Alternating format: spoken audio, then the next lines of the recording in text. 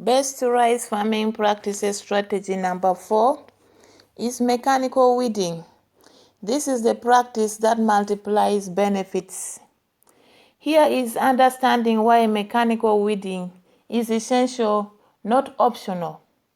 In conventional flooded rice farming, weeds are managed either through continuous flooding that suppresses many but not all weeds, but creating anaerobic conditions unfavorable to most weed species, or through herbicide applications that kill emerged weeds, or most commonly through laborers' hand pulling or hand weeding that can consume between 150 to 300 hours per hectare of exhausting labor.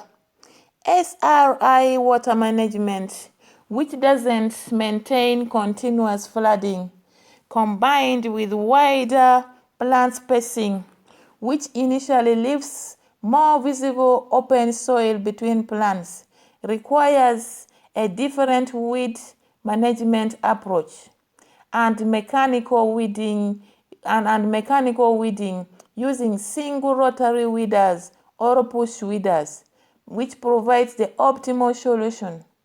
Initially, mechanical weeding seems like additional labor and expense, but understanding its multiple benefits reveals why it is actually one of the highest return practices in your entire rice production system.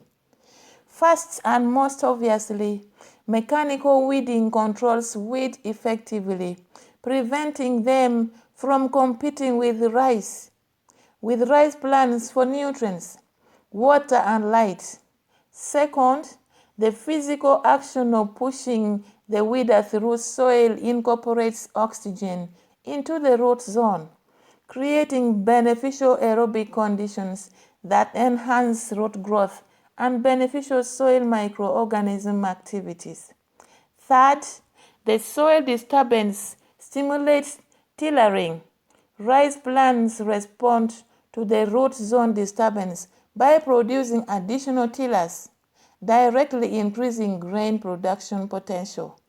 Fourth, mechanical weeding eliminates herbicide costs, that is between $30 to $60 per hectare typically, and reduces environmental contaminations and health risks.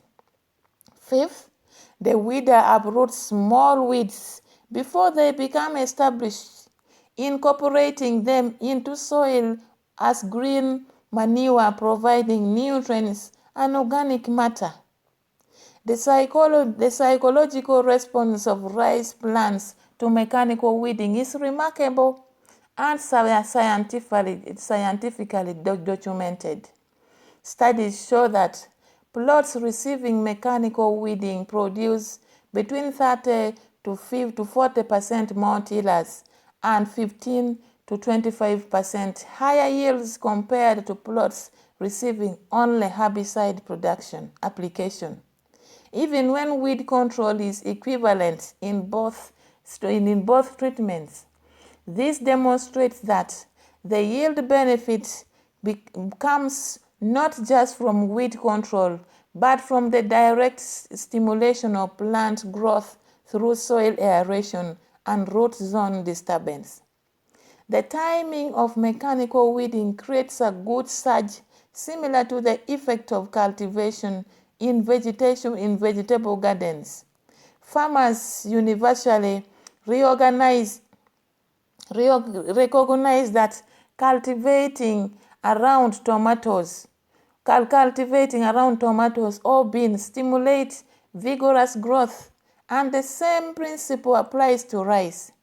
The labor investment in mechanical weeding, typically between 20 to 40 hours per hectare per weeding, conducted 2 to 3 times during the first 45 days after transplanting, is substantial, but compare this to 150 to 300 hours per hectare for hand weeding in conventional systems, and the labor saving becomes clear.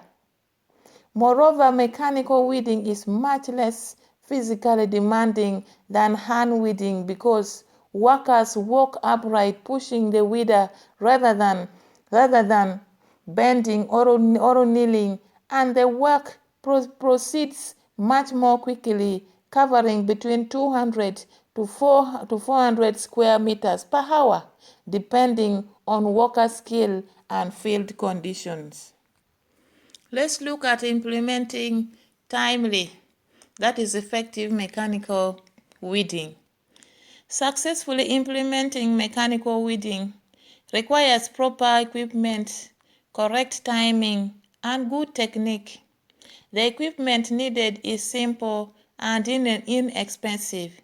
This is a rotary push weeder consisting of a long handle attached to a frame holding rotating star-shaped or cone-shaped tines that disturb soil as you push the weeder forward, costing between $15 to $40 depending on quality and source, lasting multiple seasons with minimal maintenance, and dramatically outperforming hand weeding in efficiency. Several designs exist, including single-row weeders covering one row space, two-row space weeders covering two-row spaces, and weeders with adjustable widths.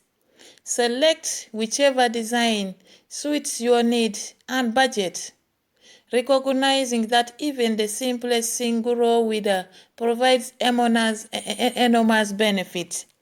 The timing of weeding operations is critical.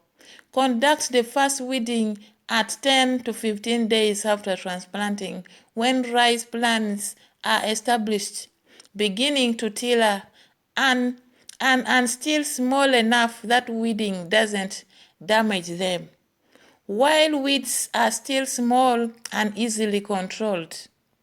This first weeding is the most important, setting the trajectory for weed control and providing major tillering stimulus during the critical early tillering period.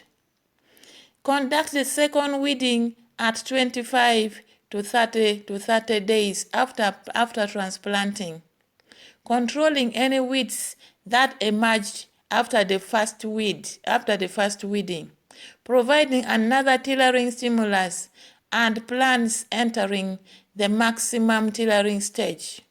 As plants enter the maximum tillering stage, and creating excellent soil aeration conditions during rapid vegetative growth when nutrient demands are highest. If weed pressure is particularly severe, which is common in the first year of SRI implementation, before weed seed banks decline, conduct a third weeding at between 40 to 45 days after transplanting.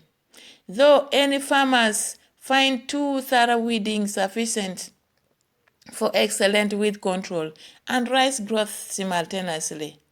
The technique for mechanical weeding is straightforward but benefits from practice. Push the weeder forward along the row space between rice plants, with the rotating tines turning through soil at 2 to 5 centimeter depth, moving at a comfortable walking space, ensuring the tines pass closely to rice plants. Weeding within 5 to 10 centimeters to control weeds immediately adjacent to rice, while avoiding hurting the rice plants themselves.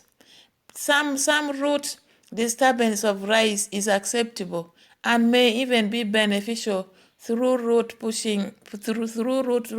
pruning and stimulates new root growth, but avoid repeatedly damaging the same plants. Work methodically up one row space and back down the adjacent row space, systematically covering the entire field, typically requiring 4 to 3 hours per 1,000 square meters initially, decreasing to 2 to 3 hours per 1,000 square meters as you gain skill. After each weeding, allow 1 to 2 days for disturbed soils to settle before irrigating.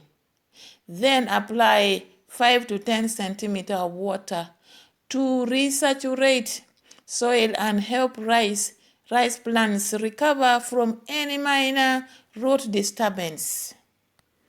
Best rice farming practices strategy number 5.